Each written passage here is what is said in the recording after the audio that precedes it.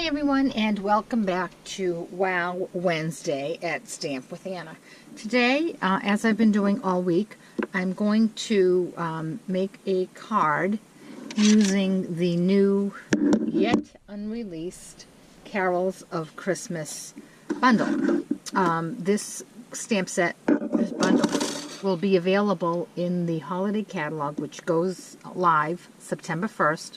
However, just like they did with the Eastern Palace suite, when the new annual catalog came out, and the Eastern Palace suite was available for a pre-order the month before the catalog came out, this great set is also going to be available for pre-order beginning next Tuesday, August 1st. It's a great stamp set. Again, it's called Carols of Peace, and it has two nice bold sentiments. And it has these great ornaments, and a little reindeer and some holly and a poinsettia. And it has a coordinating Framelits, which has Framelits to die cut the ornaments, the poinsettias, and this is a little corner die that cuts out poinsettias. And this one I made a frame with, I believe, on Monday's Make It Monday card. It has a lot of great stuff. You can even cut out the little reindeer. But for today, all we're going to use out of it is Deck the Halls. Now this card here is nice on its own. It's a nice, simplistic, rustic-looking card. But in the spirit of Wow Wednesday, we're going to take it up a notch. So what we're going to do is just modify this a tiny bit. So what we're doing that is the same is we have our card base, which is crumb cake, 8.5 by 5.5 scored at 4 1/4. And then we have this base that we stamped the diagonal stripes on, because nothing says Christmas like red diagonal stripes. This is Whisper White, 4 by 5 1/4. And what we're going to change is this little inside here. So I'm also bringing in a piece of our cardstock vellum, which is a nice heavy-duty vellum. This is cut at 3.5 by 5. And we need a scrap piece of the garden green. So first, let's get started on our stamping. What we're going to do is we're going to use the diagonal background stamp. This diagonal stamp, I usually order my stamps in Claremont, but I like to order my background stamps in wood mount, because rather than having to mount them, it's already mounted. And since I'm not bringing stamped to paper, it works out nicely for me like this. So what I do is I lay my large background stamp flat, then I ink up my stamp, and I'm using real red. It's a nice, great Christmas color if you're going with the traditional red and green. Then I take my paper and I lay it on top of my stamp. And then I bring a piece of scrap paper over and I press. Now, when it's large like this, I like to, I can see right through my copy paper, and I just run my finger along the four edges just to make sure that I'm getting good ink coverage there. And then I'll just rub the inside of it. And when I lift this, I have perfect stripes, and I love that. So we're going to put that aside. Then we're going to bring in our vellum paper. And I'm going to ink up the stamp that says Deck the Halls with some Versamark.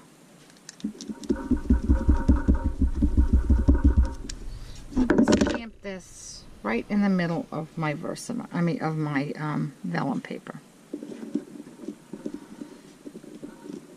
Get a nice good coverage there.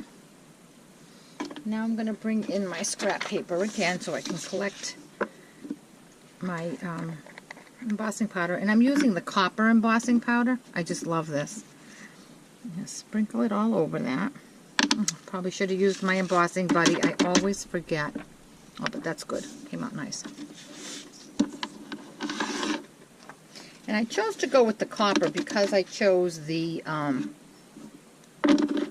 cake. I thought the copper would have more of a rustic feel as opposed to the silver or the gold. So I'm going to, with my heat gun, I'm going to put it on low because I am embossing on vellum. If I wasn't embossing on vellum, I would put it on high. I'm going to put it on low because I don't want it to melt my vellum.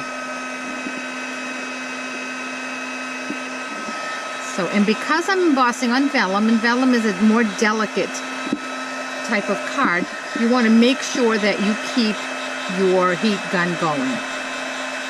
And also because it is on low, it's going to take you just a little longer to get that embossing going.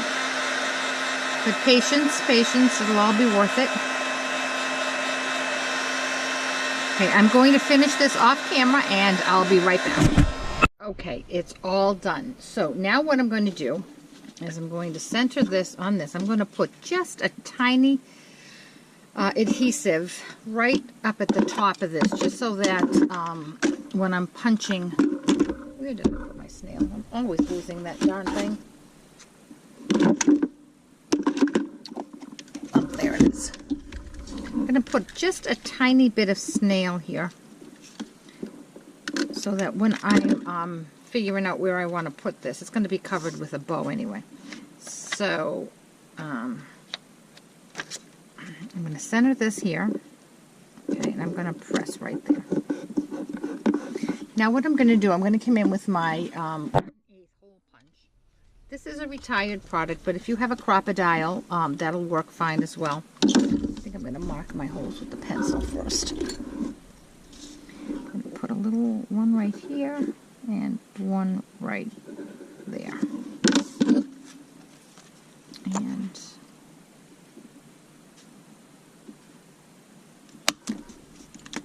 I'm going to punch those two out. Okay, now before I attach this to my card, I'm going to come in with some ribbon. This is a striped holiday ribbon that was in last year's holiday catalog, but I thought it worked great for this. Run that through the holes.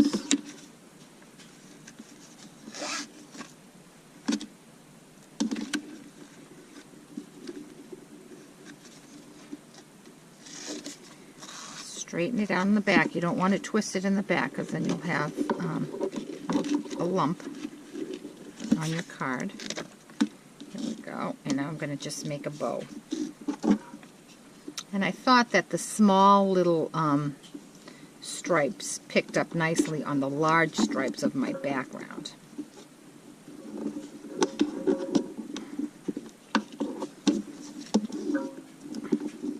Get my bow going here. I'm having a difficult time today. Alright.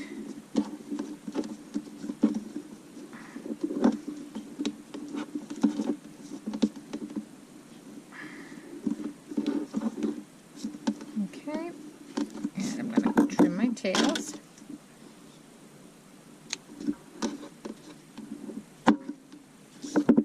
Now this in and of itself looks nice, doesn't it?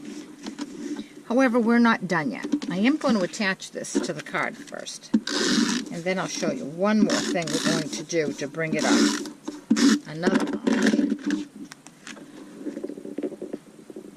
Okay. Now, I told you that we needed a little bit of scrap garden green. And what I'm going to do with that is I'm going to make myself a frame. And I'm going to use the square from the stitched shapes and the scalloped square from the layering squares. And I'm going to make a frame. I'm going to go run this through the Big Shot. I'll be right back. Okay, and let me remove my framelits, and there is my frame. And I'm going to come in with a thin fine tip glue. Now I have the Stampin' Up! Fine tip glue, but I clogged my tip on it, so I'm waiting to get a new tip. and or a new glue. But in the meantime, I'm going to use this one that I have. And I'm going to use my tweezers for this because I do not want to drop this and have it go in the wrong place because it's vellum. And I don't want that to leave a mark on my card. I'm going to press down.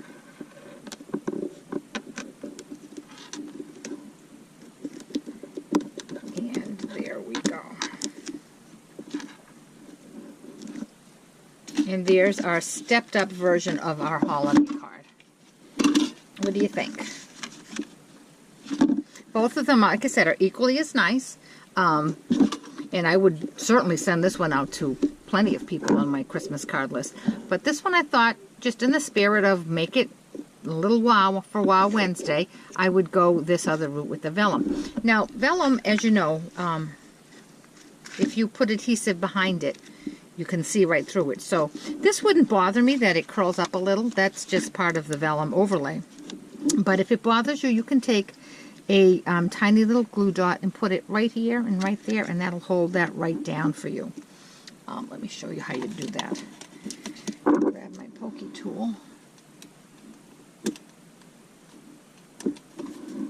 And turn it over so I can see exactly where I'm going and make sure it's not going to poke through my frame.